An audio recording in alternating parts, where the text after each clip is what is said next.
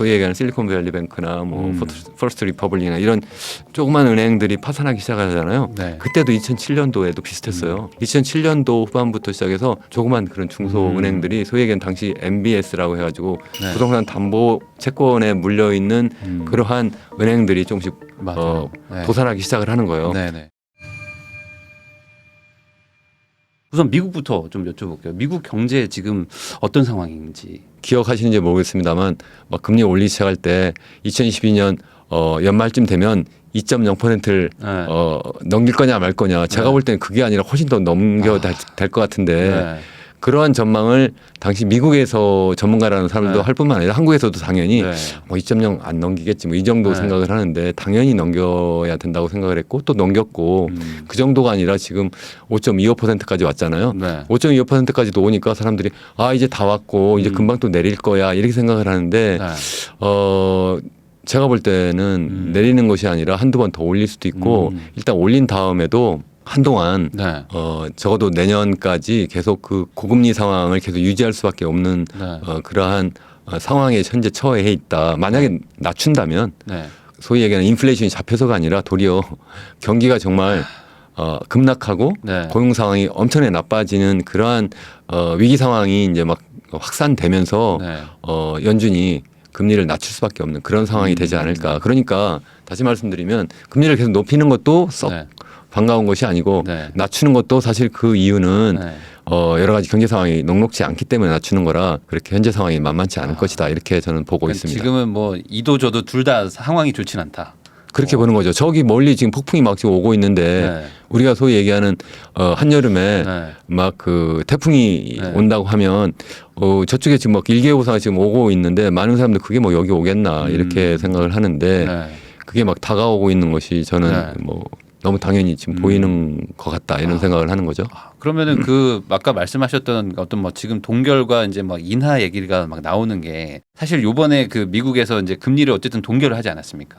금리는 올리진 않았지만 네. 적어도 점도표상에서 앞으로 금리를 좀 더 올려야 되겠다. 0.5%포인트 정도 더 올려야 되겠다 이렇게 하는데 네. 왜 그러면 하필 이번에는 안 올렸느냐 네. 네. 이렇게 물어본다면 네. 그거는 상황이 녹록치 않기 때문에 안 올린 것도 있다는 거죠. 다시 말하면 일단 금융시장이 지금 약간 불안한 조짐이 보이니까 그걸 좀 잠재워야 되겠다 하는 네. 생각도 하나 있고 또 하나는 잘 아시는 것처럼 부채 상한선을 네. 좀 이제 조정을 하면서 이제 미국의 연방 정부가 국채를 이제 대거 내다 팔아야 되는데 대충 한 앞으로 한 3개월 정도 한 적어도 1조 달러 이상 이렇게 국채를 발행해서 시중에 이제 내다 팔아야 되는데 네. 그 얘기는 그쪽으로 돈이 많이 빨려 들어갈 건데 그건 어떻게 보면 금리를 0.25%포인트 이상 올리는 거와 비슷한 효과를 가져온다고 생각을 하는 거죠. 그러니까 지금 같이 두 개를 맞물려서 이렇게 만약에 네. 연준이 그런 어떤 긴축적인 통화 정책을 쓰게 되면 그 시장에 주는 충격이 너무 크기 때문에 네. 이번에는 좀 스킵한다. 거기서 표현도 그렇게 하잖아요. 네. 스킵하는 정도의 어떤 정책을 쓴 것이 아닌가 이렇게 생각을 하고 소위 얘기하는 인플레이션이 잡히지 않고 있는 상황이기 때문에 네. 계속 금리는 올릴 수밖에 없다 그런 얘기입니다. 그러니까 이번에 올리지 않은 게 안 올린 게 아니라 사실상 이제 다른 것 때문에 못 올린 거다 이거죠. 이제 연계를 위해서 네네. 한 번 좀 한 턴 쉰 거다. 네네. 이렇게 봐야 된다. 저는 그렇게 봅니다.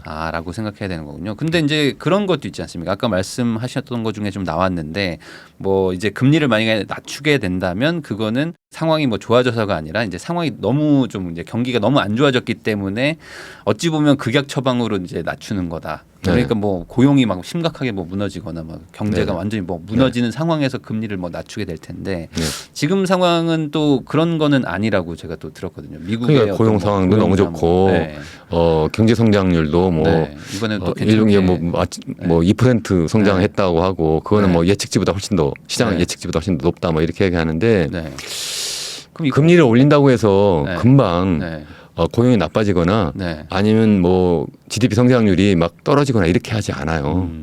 금리를 올리고 나서 한 1년 내지 1년 반 정도의 어떤 타임렉 시차가 있다고 생각을 하거든요. 2022년 3월부터 금리를 올리기 시작했는데 처음에 올리기 시작할 때 0.25%포인트들이 올렸어요. 그래서 이게 생각하면 본격적으로 금리를 올리기 시작한 거. 다시 말해서 금리가 어느 정도 높은 수준에서부터 시작하면 아직 1년도 되지 않았어요. 그래서 이제 앞으로 이제 점점 더 상황이 나빠질 가능성이 크다는 얘기고. 네.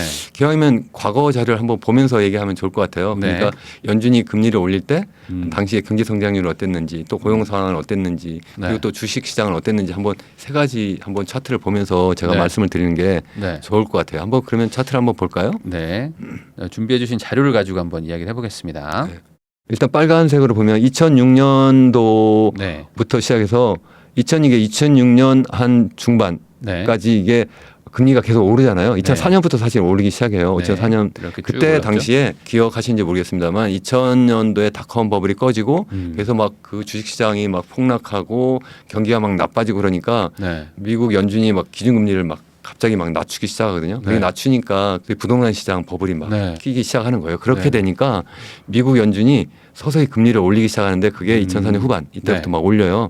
여기 보시면 2007년 정도. 한 2007년 한 중반까지 이렇게 계속 올리잖아요. 이렇게 올리는데 그게 어디까지 올라가면 5.25%까지 올려요. 지금 현재 우리 금리가 5.25%잖아요. 이렇게 올리는데 그 당시에 실질 GDP 성장률을 한번 보실까요? 보시면 파란색으로 되어 있는데 그렇게 많이 떨어지지 않잖아요. 많이 떨어지지 않아요.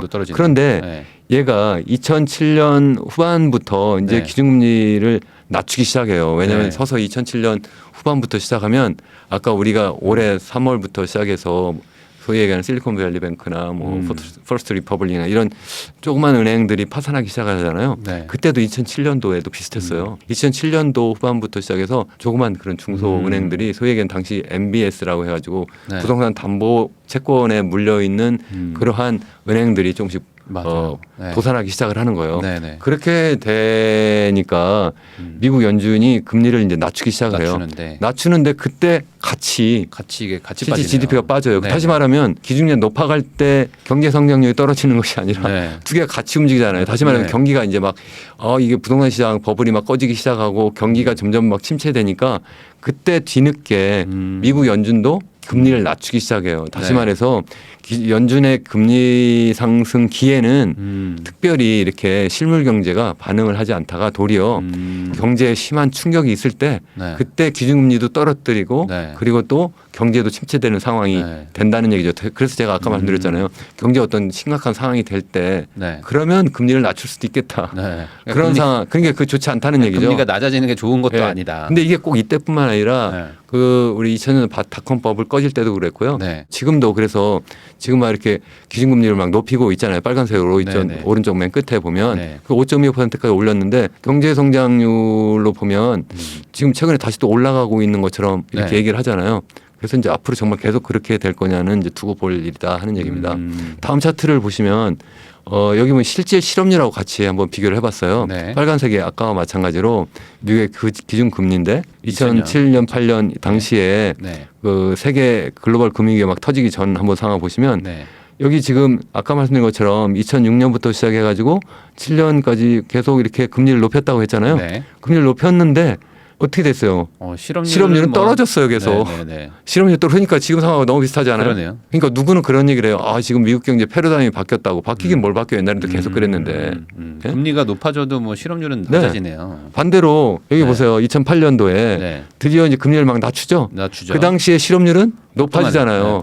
반대로 움직이는 것처럼 보이잖아요. 그러니까 사람들이 생각할 때는 지금 뭐 금리를 막 높이니까 이거 실업률이 떨어졌는데 왜 안 떨어져?가 아니라 이거는 어느 정도 경제적 충격이 심각하게 나타날 때 실질 경제 성장률도 낮아지고 또 실업률은 높아지고 뭐 이렇게 되니까 뒤늦게 금리를 막 낮추기 시작하고 그러니까 연준이 제가 역사적으로 이 상황을 계속 보면 금리를 너무 낮게 유지했다가 다시 또 높이는 과정에서 그 당시에도 1929년 소위 얘기하는 블랙 튜스데이 하면서 그 세계 대공황이 막 시작되는 중요한 단초를 만든 것도 사실 금리와 굉장히 밀접한 연관이 사실 있었고요. 다른 요인도 여러 가지 있었지만 2008년도 글로벌 금융위기 터질 때도 약간 그런 상황이었고 지금도 비슷하게 지금 금리를 막 올리고 있는데 이게 금리를 바로 낮추지 못하는 상황이기 때문에 지금 막 버티다가 이게 부동산에서도 터지고 주식시장에도 이제 여러 가지 충격이 심각하게 나타날 것이다라고 생각을 하는 거예요. 왜 그러냐면 그 다음 차트에 보시면 제가 기준금리하고 나스닥 지수를 같이 한번 비교를 해봤어요. 여기는 위에가 지금 뭐냐면 좀 전에 연준의 그 기준금리 네. 추이를 이렇게 보여주는 거고요. 네. 똑같이 왼쪽 편 보시면 이제 6년, 7년 이렇게 계속 금리를 올리고 있잖아요. 네. 그 당시 아래를 보시면 나스닥 지수인데 나스닥 지수를 레벨로 본 게 아니라 전년 동기 대비 이렇게 비교를 했어요. 상승률로. 네. 연간 상승률을 보시면 어때요? 계속 올릴 때 네. 나스닥 지수가 떨어지나요? 아닙니다. 안 떨어져요. 올라가네요, 여기가. 올라간다. 아까 말씀드렸죠. 여기 왼쪽에 플러스입니다. 여기 보시면 네. 얘가 처음에 막 올라갈 때 그 너무 네. 올라가고 부동산 시장도 막 버블이 나니까 금리를 올리기 시작했다고 했죠. 네. 올리는데도 계속 나스닥 지수나 플러스예요. 네. 아니면 부동산 시장 가격도 네. 안 떨어져요. 네. 안 떨어지고 얘 상단에서도 그리고 금방 안 내리잖아요. 한 네. 1년 3개월 정도 계속 상단에서 계속 있거든요. 상단에 있다가 이게 상황이 서서히 나빠지니까 아까 얘기한 것처럼 뭐 실물 시장 GDP 성장률이 떨어지고 그리고 실업률이 떨어지고 이렇게 되는 상황이 되니까 나스닥 지수도 그때 떨어진다는 거죠. 그러니까 지금 뭐 미국의 나스닥 지수도 엄청나게 좋고 뭐 S&P도 좋고 뭐 네. 다 좋고 뭐 실업률도 낮고 경제 성장률도 뭐 엄청나게 좋은데 네. 이거 뭐 경제학자들 다 틀렸네. 뭐 이런 얘기 하시는 분들도 계시더라고요. 네. 근데 과거 역사를 봐도 그렇고 우리가 이론적으로 생각해도 그렇고 실증적인 분석한 결과를 놓고 봐도 네. 지금 현재 상황을 보고 아 이번에는 다르다 이렇게 얘기하기 굉장히 어렵다는 말씀입니다. 네. 그러다가 이제 금리를 막 낮추는 시기에 이제 오히려 음으로 여기서부터 이제 마이너스로 그렇죠. 빠지면서 네. 푹 내려가는 게 네네. 금리가 그러다가 금리가 이제 막 0% 수준으로 막 네. 떨어지잖아요. 그때가 금리가- 다시 또 네. 유동성이 너무 풍부해지니까 다시 또 이제 0%가 막 되니까 다시 또 이제 올라가는 플러스로 또 이제 네. 바뀌는 그런 상황이 그런 된다는 모습을 거죠. 또 보여주네요. 네네. 네, 그러니까 결국에는 이제 경기가 이제 안 좋아지면 또 금리를 또 낮추게 되는 거지. 그렇죠. 이게 금리가 뭐 올라간다고 해서 뭐 이게 주가가 내려가고 뭐 이런 이게 단순하게 이제 그렇게 볼 수는 없는 것이다. 인플레이션을 잡으려고 금리 인상을 했던 건데 결과만 보면은 금리 인상을 한 것만큼 물가가 잡혔는지 그것도 좀 약간 좀 의문도 있거든요. 물가는 계속 지금 또 높은 상태고 그렇죠. 그래서 이게 과연 효과가 있었나 뭐 이런 것들도 이제 좀 시청자분들이 궁금해할 것 같은데 이것도 좀 설명해 주시면 이것도 좋을 것 뭐 같습니다. 우리나라의 뭐 여러 전문가 분들도 그렇고 미국에서 소위 얘기하는 투자 전문가들도 비슷하게 아 드디어 인플레이션이 잡히고 있다 이런 사람도 있고요. 안 잡힌다 아직도 안 잡히고 있다 앞으로 네. 갈 길이 멀다 이렇게 생각하는 사람이 있는데 네. 저는 약간 후자에 가까워요. 왜 그러냐면 이 차트를 한번 보시죠. 그 왼쪽은 뭐냐면 소위 얘기하는 소비자 물가 지수를 기준으로 한 인플레이션율이에요. 네. 오른쪽은 소위 얘기하는 PCE 인플레이션에서 네. 퍼스널 컨섬션 익스펜디처 해가지고 개인 소비 지출을 기초로 한 이건 뭐냐면 미국의 GDP 추계할 때 네. 거기에서 온 컨섬션 익스펜디처가 그러니까 소비 지출 분야가 있거든요. 네. 그 분야에 해당되는 품목을 모아가지고 한 그런 인플레이션을 계산하는 네. 방식이에요. 그러면 하나는 헤드라인이 있고 또 하나는 코어가 있거든요.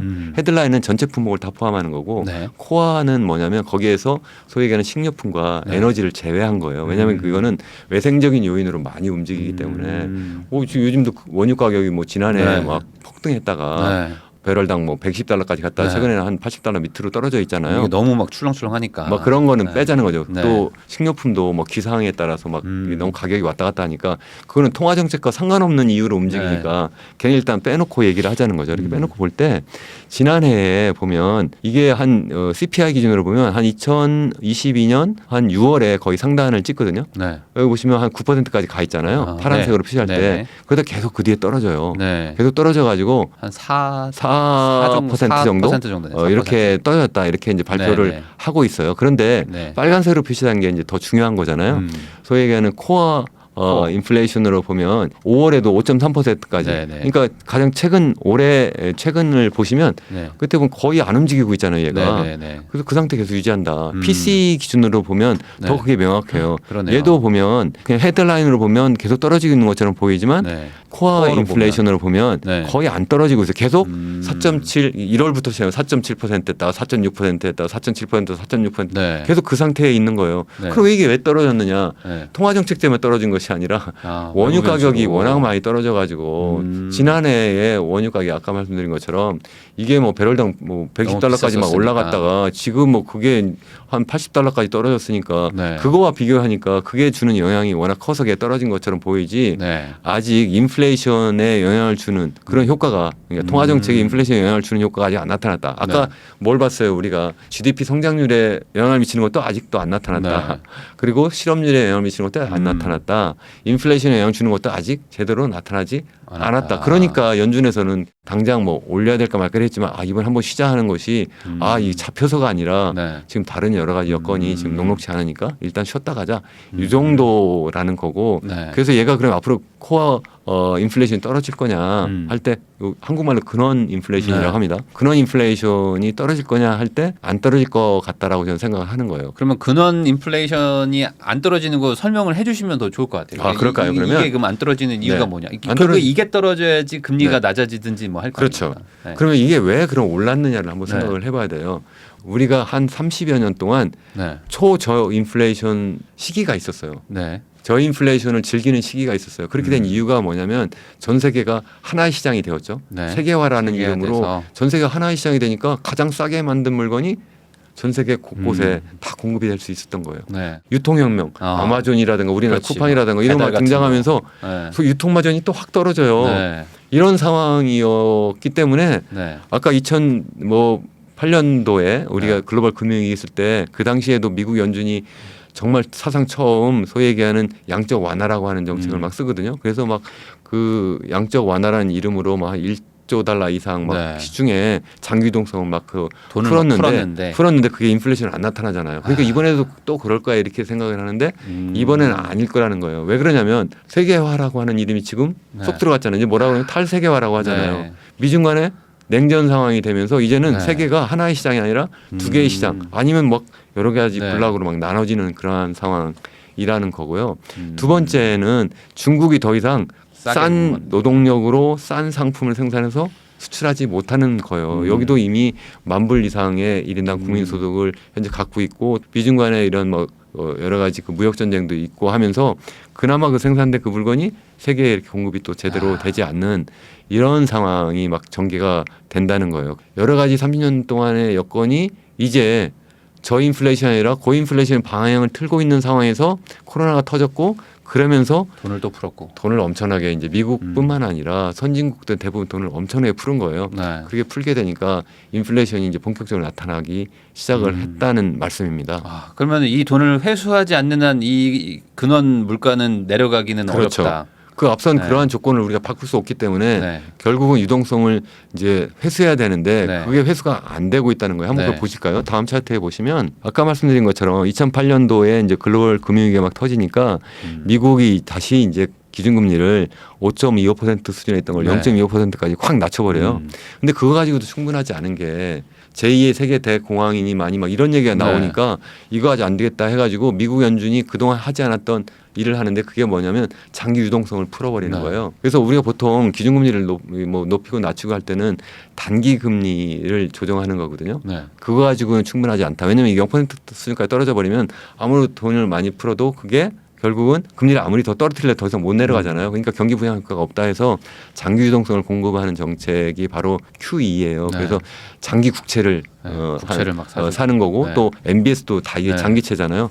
얘들을 한 2대1로 막 사는데 네. 그걸 갖다가 당시에 한 1조 달러 정도씩 네. 샀어요. 나중에 더 뭐 계속 또 사기도 하는데 처음에 이게 터지기 직전에는 한 이미 미국 연준의 밸런스 쉿이 한 1조 달러 정도 그러니까 이미 그런 채권을 보유하고 있었어요. 그런데 네. 이게 지금 보시면 2.3조까지 올라가잖아요. 그게 네. 한 1조 3천억 달러 정도의 그만큼 이제 장기 채권을 산 거예요. 그만큼 네. 유동성이 풀려 나간 거예요. 네.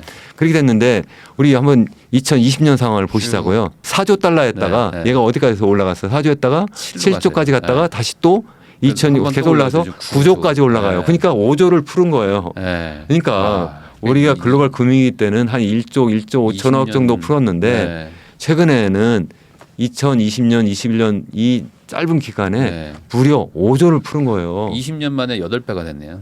그러니까 엄청난 일을 했고 그러니까 드디어 인플레도 잡히고 뭐 이럴 것이다 생각이 안 잡히고 있는 중요한 이유가 뭐냐면 유동성은 안 잡히고 있는 거예요. 보세요. 네. 유동성이 좀 떨어지다가 요즘 3월에 네네. 아까 얘기했던 뭐 실리콘밸리뱅크 뭐 공급망도 파산하고 바로 그러니까 톡 튀었어요. 예. 네. 긴급 유동성 공급망이 다시 올라간 거예요. 네.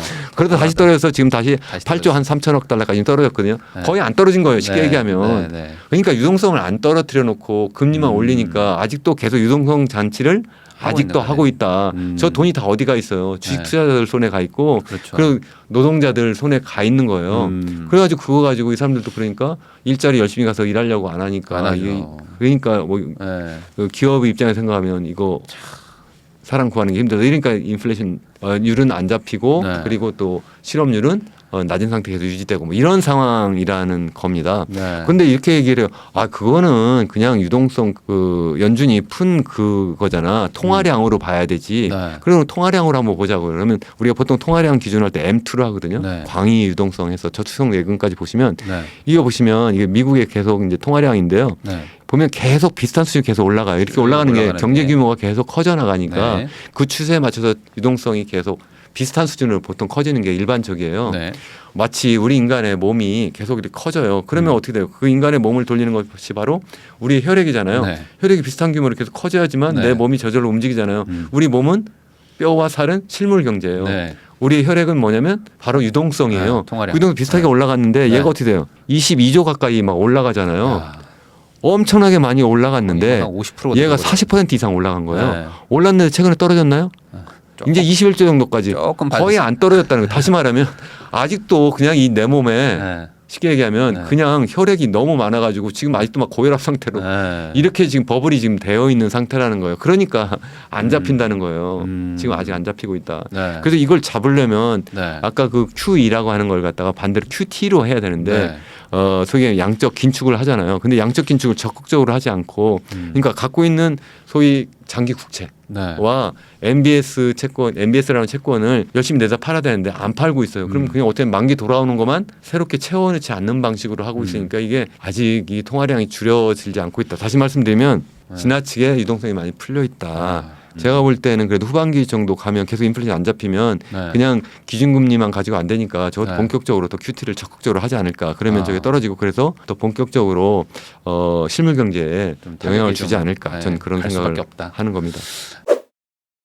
세계 경제를 얘기하고 있으니까 조금 얘기를 좀 돌려가지고 그 뭐 지금 중국과 미국 간의 관계 뭐 이런 거는 좀 어떻게 보고 계세요? 지금 드디어 본격적인 패권 경쟁, 패권 전쟁으로 현재 가고 있는 그러한 상황이기 때문에 이것이 그냥 뭐 1, 2년 사이에 아니면 뭐 1, 20년 만에 이게 끝날 상황도 아니고 다시 말해서 지난 한 30여 년 동안의 그 세계화가 미국과 중국 간의 패권 경쟁과 맞물려 가지고 아주 오랫동안 이러한 탈세계화, 네 편 내 편 또 이렇게 나눠지고 그러면 약간 또 경제도 약간 일부 좀 분리가 되면서 그러니까 그 인플레이션을 높이는 그런 것도 가져오고 뿐만 아니라 우리나라가 1960년대 이후에 본격적인 70년대 초부터 시작해서 아주 고도 성장을 했잖아요. 고도 산업화 성장을 했는데 그 중요한 이유 중에 하나가 뭐냐면 시장 경제를 받아들인 것도 있고 우리나라가 수출 주도형 경제 성장 전략을 한 거예요. 그게 마침 세계화와 잘 맞아 떨어진 거예요. 그러니까 우리나라가 만든 물건을 전 세계에 쉽게 내다 팔 수가 있었고 그러니까 내다 팔고 그로부터 우리 달러를 벌어들이고 기술도 가져오고 그래서 다시 또 원자재도 더 수입하고 그래서 생산을 더 많이 해가지고 다시 수출하고 그럼 다시 또 달러를 더 많이 벌어들이고 이렇게 해서 계속 확대 재생산을 해왔는데 그러한 확대 재생산을 할 수 있는 그 세계화라고 하는 외부적 환경이 드디어 이제는 종말을 고하고 있는 것이다 이런 생각을 저는 하고 있는 겁니다. 그러면 이제 탈세계화라는 거는 어찌 보면은 탈달러를 하려는 나라들이 좀 많아지는 거일 수도 있는 거 아니겠습니까? 아무래도 이 경제가 좀 분리가 된다고 하면서 돈은 또 달러를 쓰겠다고 하는 것도 좀 안 맞는 것 같기도 하고 그리고 실제로 지금 뭐 달러를 좀 안 쓰고 좀 뭐 위안화를 뭐 결제를 한다든지 뭐 이런 식으로 좀 분리하려고 하는 움직임들도 있는 것 같기도 한데 실제 그런 움직임도 약간 있고 또 그렇게 하고 싶은 마음도 있을 거라고 생각을 이게 합니다. 될 거라고 보세요? 당분 안 될 거라고 생각을 합니다. 왜 안 되는가 하면 일단 뭐 두 개의 블록으로 나뉘면 당연히 뭐 이쪽 미국이 주도하는 블록 서방 세계에서는 뭐 당연히 뭐 안 쓸 거고요. 중국 위안화라고 하는 것을 못 쓸 거고 그렇다고 중국 위안화를 그러면 중국이 주도하는 새로운 어떤 자기들만의 어떤 리그, 자기들만의 블록에서 쓸 거냐? 그렇게 쓰려면 중국이 어떻게 하냐면 그 위안화를 계속 그 나라에 공급을 해줘야 되잖아요. 공급한다는 게 뭐죠? 결국은 그것도 하나의 상품이잖아요. 그걸 주고 다른 걸 사와야 되잖아요. 그 얘기는 무슨 얘기냐면 계속 경상수지 적자를 봐줘야 되는데 미국처럼. 근데 중국이 그럴 마음이 있나요? 없죠.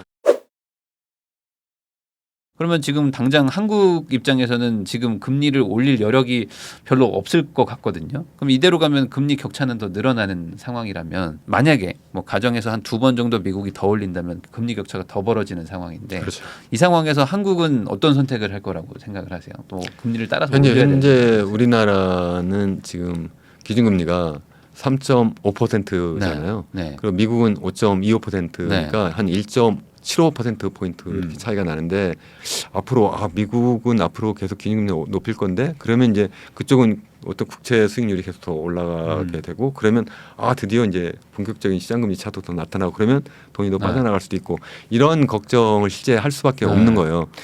물가는 물가대로 우리나라의 인플레이션율은 미국에 비해서는 전반적으로 낮은 편이에요. 낮더라도 지난 6월 기준으로 보면 전년 동기 대비 한 3.5% 정도까지 내려왔다 이러거든요. 그러니까 3% 수준까지 내려왔으니 정부에서는 희망적으로 이 자를 볼 수 있지 않을까. 내년 3% 다음 달이나 다다음 달이면 뭐 된다, 이렇게 생각을 하는데 헤드라인으로 보면 우리나라가 그렇게 많이 떨어지지 않은 상태 비슷해요. 인플레이션이 잡히지 않고 이거 똑같이 그것도 전세적으로 세계적으로 에너지 가격이 떨어졌기 때문에 그렇게 헤드라인 인플레이션이 좀 떨어진 것처럼 보인다는 거고 또한 우리나라의 경우에는 통화 정책을 수립할 때 이창용 총재도 여러 번 얘기했지만 우리나라가 상수가 아니라 우리나라는 변수인 것처럼 미국이 어떻게 움직이냐에 따라서 따라갈 수밖에 없기 때문에 미국에서 금리를 올려야 된다는 상황이라면 우리가 여태까지는 계속 버텼지만 올릴 수밖에 없지 않을까 이제 그런 생각을 합니다. 그럼 반대로 우리나라 경기가 뭐 지금 좋지가 않은 상황이라면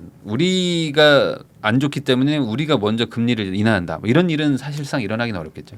미국이 저러고 일어날 수 없다고 생각합니다. 네, 그런 거는 우리가 먼저 선제적으로 뭔가를 한다는 거는 사실상 그렇게 하면 이제 돈이 우르르 빠져나가기 때문에 우리 1997년 외환위기 때도 보면 경기가 엄청 나빠졌잖아요. 그때 금리 올렸어요, 낮췄어요. 금리 올렸죠. 돈이 빠져나가는 걸 막기 위해서 올리죠. 그러니까 그런 일은 일어날 수 없다. 최소한 버티고 있거나 아니면은 제가 한국은행 총재라면 이미 한 번 올렸어요. 미국 따라서 올리는 일만 있을 것이다. 이렇게 봐야 된다. 그리고 그것도 한참 그 상황으로 계속 갈 것이다. 전 세계적으로 보면 한번 보세요. 유럽이나 아니면 뭐 호주나 캐나다 다 인플레이션이 지금 엄청나게 높아요. 인플레이션율이 그런 상황에서 우리나라 정부에서 억지로 뭐 라면 가게 낮춰라 뭐 이런 식으로 좀 뭐 일부 낮출 수 있지만 큰 흐름을 그렇게 바꾸기는 어렵다는 거죠. 그러면 이 인플레이션이 뭐 완화되는 시점이랄까 뭐 어떤 계기 같은 거는 한 언제 정도라고 생각을 하세요? 이게 뭐 언젠가는 끝나야 될 것 같은데. 아까 말씀드린 것처럼 근본적으로 인플레이션율이 떨어지지 않을 거다. 그래서 저는 3% 밑으로는 안 떨어질 거다라고 저는 계속 보고요. 미국 그래서 계속 갈 거. 아까 그 여러 가지 제가 3개 말씀을 드렸잖아요. 그 요인이 바뀌지 않는데 어떻게 이게 내려갈 거냐는 거고요. 다만 아까 말씀드린 경기가 막 그냥 조금씩 떨어지는 것이 아니라 막 경제 위기가 닥쳐가지고 이게 막 그 모든 것이 다 서버렸어요. 그러면 좀 물가도 좀 낮춰질 수 있지 않을까 이런 결국에 생각을 한 합니다. 번은 터져야 된다. 약간 이런. 그러니까 사람들은 안 터지고 뭐 한다는데 저도 안 터졌으면 좋죠. 그렇지만 내가 어떤 희망 섞인 기대를 하면 안 되잖아요. 그렇죠. 합리적인 어떤 판단을 하고 합리적인 기대를 해야 되잖아요. 그런 차원에서 드리는 말씀이죠. 이게 어쨌든 너무 과하게 풀려버렸기 때문에 이거를 이제 봉합을 하려면 어쨌든 한번 이 상처를 째야 되지 않나. 고름을 한번 터뜨려야지 새로 이제 되지 않나라는 이제 그런 의견을 주시는 거고 이게 이제 자연스럽게 없어지기에는 지금 너무 좀 많이 과한 상태다. 이렇게 보면 될 것 같네요. 그럼 마지막으로 앞으로 우리나라 경제는 어떻게 될 거라고 보시는지 뭐 최근에 뭐 하반기 뭐 정책 방향 뭐 이런 발표도 뭐 정부가 뭐 하긴 했는데 우리 한국은행이 올해 경제 성장률을 한 1.4% 정도 보고요. 어젠가 그저께 되게 낮은 거죠. 그렇죠. 우리나라의 그 잠재 성장률이 한 최소 2% 또는 한 2.5% 정도 된다고 보고 있는데 그거보다 더 낮으니까 그냥 단순하게 하면 경기가 좀 그거보다는 더 나쁘다 이렇게 생각하는데 우리 행정부 그리고 재정부에서도 한 1.4%까지 낮아질 것이다라 이렇게 이제 수정을 했어요. 이렇게 했는데 그렇게 되려면 상황이 굉장히 좋아야 된다. 왜냐하면 1분기 우리 경제 성장률이 얼마였냐면 전년 동기 대비로 0.8% 했거든요. 그러니까 1.4% 되려면 앞으로 2분기, 3분기, 4분기가 0.8%보다 훨씬 더 높아야 되는 거예요. 그거는 1.4%가 아니라 적어도 한 1.8% 정도 평균적으로 다르게 높아져야 되는데 소위 얘기하는 상저하고가 돼야 되잖아요. 상저하고가 과연 녹록하겠느냐 하는 건데 우리 경기를 볼 때 크게 보는 것이 소비, 투자, 정부 지출, 순수출 이렇게 보잖아요. 그러면 거꾸로 볼까요? 순수출. 지금 수출이 계속 지금 안 좋다가 안 좋잖아요. 네. 그래서 뭐 지난달에 드디어 뭐 11억 달러 네. 뭐 외국 수지 흑자를 네. 봤다 이렇게 얘기를 하는데 사실은 그건 경기가 나빠서 나온 것이 있어요. 다시 말하면 수출도 마이너스고요. 네. 수입도 마이너스인데 수입의 마이너스가 훨씬 더 컸어요. 네. 그 이유는 에너지 가격이 떨어져서 또 있고 우리나라가 소비자들이 적극적으로 소비를 안 해서도 네. 그런 것도 있고 다시 말하면 경기가 안 삶이 좋으니까. 경기가 안 좋으니까 네. 그런 면이 있다는 거고요. 다시 말씀드리면 다시 이제 그러면 C로 가면 우리 소비로 가면 소비도 인플레이션이 계속 높아지고 주식 네. 가격도 지금 녹록지 네. 않고 부동산 가격도 막 네. 떨어지고 있는데 내가 어떻게 소비를 더 많이 해요? 당연히 네. 못 하죠. 그렇죠. 더군다나 또 막 금리를 높이고 있는데 내가 기업인데 내가 또 어떻게 투자를 더 높여요? 그것도 못 하죠. 남은 게 그럼 뭐예요? 이제 정부 지출을 좀 더 네. 확장적으로 운영하는 것인데 이것도 우리나라의 GDP 대비 정부 부채가 지금 뭐 이제 한 50% 정도 수준까지 막 되고 이게 너무 지난 수년 동안 계속 너무 빠르게 올랐기 때문에 현 정부에서는 그걸 어떻게든 좀 잡아보려고 네. 하기 때문에 계속 또 이거 더 정부 부채를 쉽지 뭐 않다. 늘리는 방식으로 할 수도 없다.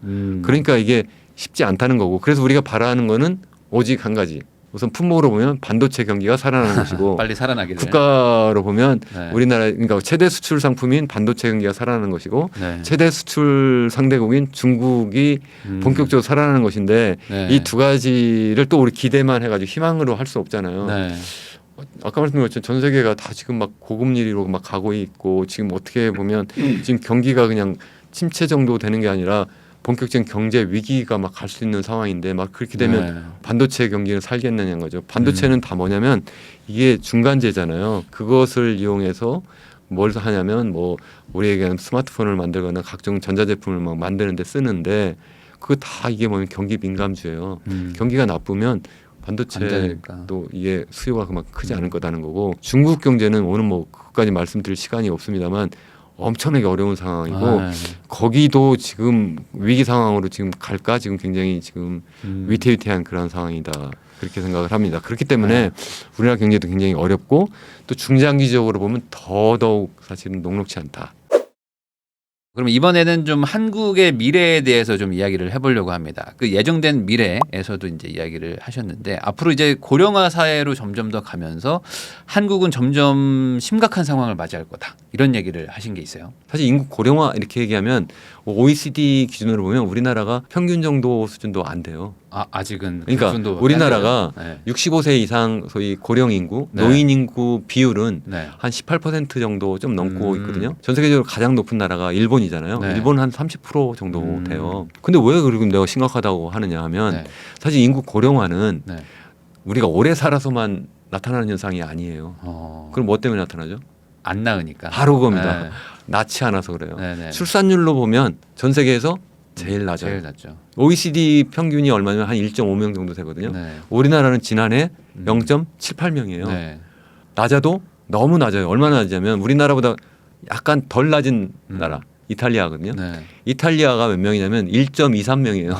그러니까 너무 우리하고 거기가 차이가 지금 너무나 많이 나고요. 3등은 그 그리스인데 네. 1.28명. 그러니까 우리나라는 너무 안 나니까 지금은 인구 고령화 비율이 뭐 18% 남짓이니까 뭐 아직 괜찮다고 하지만 이게 2030년, 50년이 되면 50년 정도 되면 유엔 인구국에서 추계하는 걸로 보면 일본과 우리나라 비슷할 수준이다 이렇게 얘기하는데 제가 볼 때는 그거 틀렸어요. 한국이 일본보다 더 고령화 비율이 높을 거다. 안 나니까 우리는. 네. 일본은 1.3명이라니까 사람들이 오해하는 것이 바로 그거예요. 네. 일본 인구 고령 제일 많이 진척이 됐으니까 출산율을 낮을 거야 이렇게 생각을 하는데 그러니까 뭐 일본 정도 되겠지라고 생각하지만 천만의 말씀이다. 우리나라는 훨씬 더 상황이 나쁘다는 네. 겁니다. 이제 인구의 감소가 이제 급격하게 일어날 것이고 그러면은 이제 많은 영향들이 일어날 텐데 뭐 몇 가지 뭐 일어날 만한 어떤 뭐 시나리오나 뭐 이런 것들이 있으면 좀 얘기해 주시면 좋을 것 같아요. 뭐 어떤 뭐 네네. 네. 이미 일어나고 있고요. 그 얘기는 뭐냐면 첫 번째로 우리가 생각해 볼 수 있는 영향은 경제적으로 보면 경제 성장 잠재력이 아까 제가 뭐 2%에서 2.5% 정도 수준 될 거라고 했는데 저는 이게 계속 더 떨어질 거라고 보는 거예요. 여태까지도 계속 떨어졌거든요. 네. 우리나라의 그 초고도 성장기라고 하는 그 시점을 생각해 보면 두 자릿수 성장도 하고 그랬잖아요. 우리가 네. 그게 왜 그러냐면 인구가 계속 굉장히 젊었고 생산 연령 인구가 계속 늘어나고 있었어요. 그 생산 연령 인구가 뭐 다른 후진국도 계속 늘어나지만 다른 나라와 달리 아까 말씀드린 것처럼 우리나라는 굉장히 교육 수준이 높은 그 양질의 그러한 생산 연령 인구가 계속 늘어나니까 그러니까 경제 성장이 고도화될 수가 있었는데 그 인구가 점점점 더 고령화되고 최근에는 아예 생산 연령 인구 자체가 줄어들고 있으니까 잠재력이 성장 잠재력이 계속 떨어질 수밖에 없다. 그래서 이거는 뭐 어느 정부 탓도 아니고요. 그냥 성장 잠재력은 보면 이 1997년 외환위기 있었고 그래서 98년에 마이너스 5.3% 성장하고 그 다음에 뭐 두 자리 성장 잠깐 했다가 그 다음부터 떨어지는데 그냥 거의 일직선으로 이렇게 미끄럼 타듯 쭉 떨어져요. 물론 거기에서 약간의 이게 등락은 있어요. 경기 변동이 있기 때문에 그런데 계속 떨어지고 있는데 그럼 지금 한 2% 2.5% 정도라면 앞으로 어떻게 되겠느냐? 이거 더 이상 안 떨어지겠지 이렇게 생각하는 분도 계시지만 제가 볼 때 0% 수준 밑으로 떨어질 거다. 더더욱 문제는 뭐냐면 젊은 인구가 줄기 때문에 그 고령 인구를 어떻게든 부양을 해야 되는데 부양하기가 쉽지 않다는 거예요. 생산 잠재력이 떨어지고 있으니까 새롭게 소득을 창출하지 않는데 앞으로 부양해야 될 사람은 점점 더 늘어나고 있으니까 그걸 어떻게 할 거냐. 그래서 요즘에 많이 그러잖아요. 뭐 국민연금도 앞으로 계속 이렇게 갈 수 있겠느냐. 그래서 그것도 어떻게 개혁을 해야 된다. 뭐 공무원연금도 개혁을 해야 된다. 뭐 사학연금도 개혁해야 된다. 이렇게 해야 되는데 그 개혁이 쉽지 않을 거다. 왜 그러냐면 그것을 앞으로 이제 혜택을 봐야 될 사람들이 자꾸 더 늘어나요.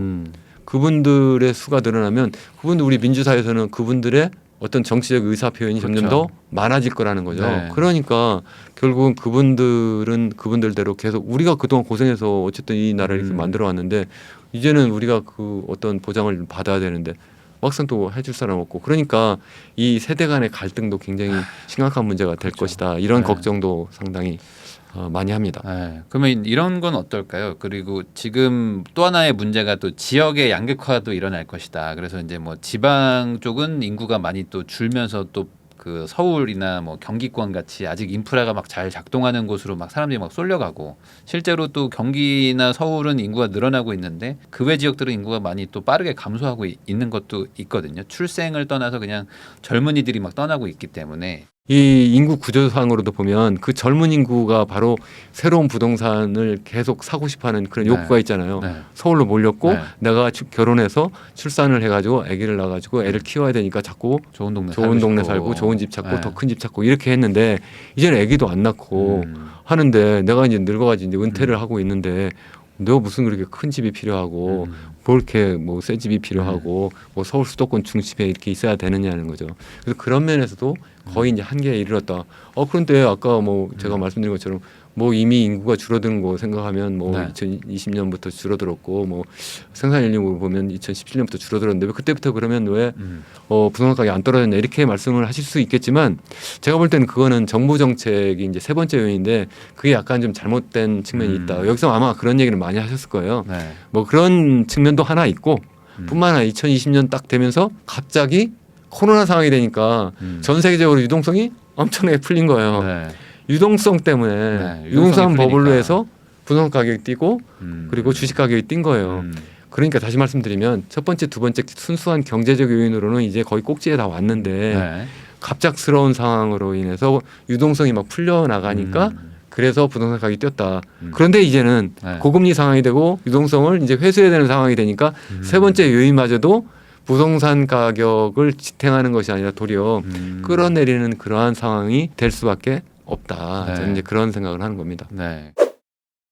어쨌든 지금 살아야 되는 우리 특히 이제 저희 채널은 이제 한 3, 40대 분들도 많이 보시는데 이런 분들은 지금 좀 막막하거든요. 그럼 뭐 부동산을 사도 좀 어렵고 주식도 좀 어렵고 그렇다고 뭐 현금만 들고 있으면 답은 아닐 것 같고 한데 이럴 때 뭐 노후 준비 같은 거는 어떻게 하는 게 좋을 거라고 좀 생각을 하세요? 노후가 언제부터 노후인지 정말 전 잘 모르겠는데 예전에 노후라고 하면 이제 은퇴한 다음이 노후 55세 이후 55세 이후라고 그러잖아요. 그럼 55세부터는 몇 세까지 사나요? 하긴 요즘에는 이제 한 100세 시대니까 되니까. 그러니까 은퇴하고 나서 다시 또 50년을 더 살아야 되는데 그걸 준비를 지금 다 할 수 있다? 저는 절대 불가하다라고 하긴 또 그렇습니다. 생각을 합니다. 그래서 노후 준비하면 사람들이 내 부동산 투자해서 아니 주식 투자해서 아니면 코인 투자해가지고 내가 한번 크게 한번 내가 속된 말로 한탕해서 한번 먹고 그걸로 내가 평생 잘 먹고 살아야지 이렇게 생각하는 거는 저는 이제 거의 끝나지 않았을까 저는 그렇게 생각을 합니다. 그래서 그럼 어떻게 해야 되겠느냐? 저는 나의 어떤 능력을 그런 어떤 재무적인 측면뿐만 아니라 다른 쪽에서 많이 키워야 되지 않을까 그런 생각을 많이 합니다. 그 얘기는 무슨 얘기냐면 예전에는 평생 직장이라는 게 있었잖아요. 그러니까 저만 해도 대학 졸업하고 나면 뭐 삼성이든 현대든 한번 들어가면 적어도 뭐 50세, 뭐 60세까지는 내가 거기서 평생 직장으로 있다가 은퇴하면서 그거 벌어놓은 거 가지고 내가 먹고 살면 됐어요. 당연히 또 다행히 저희 세대에는 부동산 가격이 막 올라가지고 제가 그거 가지고 뭐 이렇게 아이들 키우면서 서울에서 이 집 갔다가 저 집 갔다가 이렇게 전세 좀 이렇게 옮겨가면서 나중에 조그만 집 분양받아가 살다가 이렇게 하면서 어엿한 내 집이 하나 마련되고 나중에 그것이 뭐 엄청나게 올라 있는 거예요. 그러니까 됐는데 앞으로는 그렇지 않을 거라는 거죠. 그러니까 평생 직장도 좀 없고 부동산 가격도 많이 오르지 않을 거니까 쉽지 않을 거다. 첫 번째 조건이. 그리고 그럼 평생 뭐 요즘 얘기하는 직장 말고 직업을 찾아라. 평생 직업. 근데 평생 직업도 생각해보면 평생 직업이라는 건 소위 자격증 있는 직업이잖아요. 뭐 의사라든가 변호사라든가 뭐 이런 뭐 회계사라든가 그것도 요즘 얘기하는 인공지능이 다 대체를 할 수밖에 없기 때문에 그것도 아니다. 그리고 앞으로 뭘 먹고 살 거냐 정말 막막하다 이렇게 생각을 하는데 그래서 더더욱 정말 이 세상이 이렇게 변화하는 큰 흐름을 뒤놓고 가지고 좀 공부를 해야 된다라고 저는 생각을 해요. 이거 무슨 한가운 소리냐. 지금 근데 너무 급하게 해버리면 내가 그러면 영끌이하고 막 이렇게 뭐 단타 투자해가지고 도리어 그래가지고 완전히 폭망하면 그럼 이 세대는 폭망해가지고 그럼 다음 세대가 어떻게 기다리냐고요. 그러면 정말 청년 세대가 너무 불행하고 노후 세대도 너무 불행하기 때문에 그렇게 가지 않았으면 참 좋겠다 이런 생각을 정말 하고요. 우리 그 출산율을 이렇게 보면요, 이 경제적 요인과 굉장히 밀접한 연관이 있거든요. 그게 뭐냐면 경제 성장률이 낮아지면서 출산율이 계속 낮아져.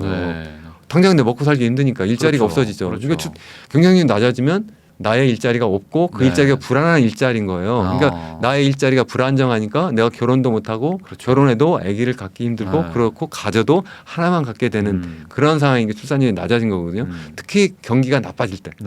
그런 때 더 낮아져요. 그래서 그 어떤 단순하게 단순 상관계수로 봐도요 한 0.78 정도 이게 돼요. 경제 성장이 낮아지면 출산율도 낮아진다. 이런데 그것뿐만 아니라 우리의 그 부동산 가격 있잖아요. 우리 그 얘기 뭐 수도권 우리 서울 주택 가격 지수 이런 거 우리 계산한 그거 상승률과 우리 그 출산율 변화율을 이렇게 비교를 해보면요, 그거는 0.87 정도 돼요. 마이너스로. 다시 말하면 부동산 가격이 막 뛰는 그 시기에는 출산율이 확 떨어져 버려요. 저는 개인적으로는 부동산 가격은 좀 안정적으로 유지돼야 된다. 그것이 우리나라의 미래, 여러분들의 미래다. 저는 그렇게 생각을 해요. 그렇게 안 되면 어떻게 결혼해서 다시 말씀드리면 일자리가 불안하고 내가 그 주택이 없는데 내가 대학을 졸업했어요. 예를 들어서 졸업했는데 일자리가 없어요. 어떻게 결혼을 해요? 지금 젊은 세대 보고 너 왜 안 나? 이렇게 하면 답이 없어요. 그게 아니라 사회적 여건이 그렇다. 그래서 저는 저출산 고령사회위원회가 그동안 계속 실패해 왔잖아요. 앞으로도 계속 이러한 시스템으로 끌고 가면 계속 이렇게 될 거다. 그렇게 해가지고 되지 않고 저는 인구부를 만들자라고 계속 얘기를 하고 있거든요. 인구 총괄 부서로 만들면 좋겠다 이렇게 생각을 하고 거기에서 여러 가지 여성의 저출산 문제뿐만 아니라 사실은 아까 여러 가지 얘기했잖아요. 그게 부동산 문제도 되고 교육 문제도 되고 국방 문제도 되고 여러 가지 문제가 다 되잖아요. 그 문제를 종합적으로 다루는 그러한 정부 조직이 있으면 좋겠다 이런 생각을 정말 합니다. 아주 밝은 미래가 남아 있는 것 같진 않지만 그거를 우리가 이제 좀 바꿔 나가야겠죠. 그렇게 생각하시고 개인적으로 뭐 하나 더 말씀을 말씀해 주시면 좋겠는데 저는 우리나라 부동산 투자는 거의 끝이 났다라고 개인적으로 생각하는 사람이라고 아까 제가 말씀드렸고 또 실제 그렇게 돼야지만 우리나라 미래가 있다라고도 말씀을 드렸어요. 그러면 뭐 어떻게 해야 되느냐? 저는 좀 시야를 좀 넓게 보면 좋겠다. 그러니까 다시 말씀드리면 우리나라 부동산 가격이 빠르게 오른 이유는 빠른 경제 성장, 두 번째 젊은 인구가 빠르게 늘어나고 이유 때문에 그랬잖아요. 그런 나라가 있잖아요. 중국이 그랬고요. 그래서 중국이 엄청나게 사실 부동산 가격이 뛰었고 요즘에 와서 이제 그게 꼭지가 왔지만 뿐만 아니라 다른 나라 베트남도 막 그렇잖아요. 다른 동남아도 많이 그렇거든요. 저라면 시야를 좀 넓혀서 기하면 전 세계에서 지금 빠르게 성장하는 나라 젊은 나라, 그러면서 정부가 지금 제대로 된 나라, 이런 나라를 좀 보면 좋겠고, 이런 부동산 전문 채널에서도 그 전 세계 부동산 시장을 조망하는, 그래서 우리가 그렇다면 어떻게 하면 좋겠는지 이런 것도 좀 보면 좋겠다는 게 한 가지고, 또 한 가지는 너무 이렇게 막 서울 도심에서 아니면 뭐 지방에도 각 이제 대도시 뭐 아니 중소도시가 있는데 도시에서만 살지 말고 저는 좀 약간 교외로 좀 시야를 좀 넓히면 어떨까. 저는 그런 생각을 합니다. 저는 대학원 시절부터 따져보면 한 10여 년 동안 외국에서 살았어요. 뭐 미국에서 공부하고 다시 한국에 들어왔지만 뭐 호주에도 살아봤고 일본에도 살아보고 싱가포르도 살고 뭐 캐나다도 살고 이렇게 살아봤는데 선진국들은 다 부자들이 어디 사냐면 교외에서 살아요. 교외. 중간 정도 소득을 갖고 있는 분들이 주로 이제 도심에서 살거든요. 저는 우리나라도 그렇게 될 거라고 저는 생각을 해요. 왜 그렇게 되느냐면 일단 나이가 드신 분들이 특히 도심에서 이렇게 할 게 별로 없잖아요. 근데 굳이 뭐 아파트 꼭대기에 올라가서 있을 필요가 뭐 있어. 다만 걱정하시는 게 시골로 가면 그럼 뭐 병원도 없고 나는 어떻게. 근데 시골로 가라고 안 했잖아요. 서울이라면 30분 정도 교회 정도 거기에 가가지고 내 개인 집 짓고 텃밭 있고 이렇게 하면서 지내면서 서울에 쉽게 대중교통을 이용해서 병원도 가고 양평 정도 뭐 그 정도. 저도 사실 그 근처에 살거든요. 다음에 언제 기회 있으면 제가 그 사는 전원주택에서 사는 어떤 삶의 행복 이런 얘기를 제가 한번 드리고 싶은데 뭐 그런 생활을 좀 하면 좋겠다. 그게 어떻게 보면 앞으로 투자해도 좋고요. 그게 바로 아까 제가 4가지 뉴노멀 말씀드렸잖아요. 나의 삶의 방식이 어디에 모여가지고 공장에서 일하지 않아요. 거기 어디 학교에 직접 가가지고 공부하지 않아요. 어디 직접 쇼핑몰에 가서 쇼핑하지 않아요. 다 집에서 온라인으로 할 수 있잖아요. 그렇죠. 당장 우리 그 TV 채널도 지금 우리 여기 일하시는 작가분이나 아니면 PD 분들 다 재테크이잖아요. 그럼 굳이 뭐 아파트에 있을 필요 뭐 있어요. 저 좀 약간 교회에서 있으면 아이들도 저희도 마을에도 보면 젊은 그런 부부들 많이 있거든요. 학교가 좋아가지고 거기서 우리 키우고 있는데 그런 식으로 할 수 있을 뿐만 아니라 병원도 뭐 쉽게 갈 수 있고 앞으로 드론이 막 그냥 왔다 갔다 하는데 뭐가 걱정이겠느냐는 거고 뿐만 아니라 100세까지 살아야 되는데 너무 뭐 도시에서 평생 살아야지 이렇게 생각하지 마시고 좀 조금 더 멀리 넓은 생각을 넓게 멀리. 오늘은 강원대학교 이현훈 교수님을 모시고 세계 경제부터 한국 경제 그리고 이제 전원주택에 대해서까지 이야기를 나눠보면서 앞으로 우리나라 미래는 어떻게 흘러갈지 알아보는 시간을 가져봤습니다. 교수님과도 인사 나누면서 영상 마무리하겠습니다. 교수님 오늘 나와주셔서 감사드립니다. 네, 감사합니다. 즐거웠습니다. 고생하셨습니다. 감사합니다.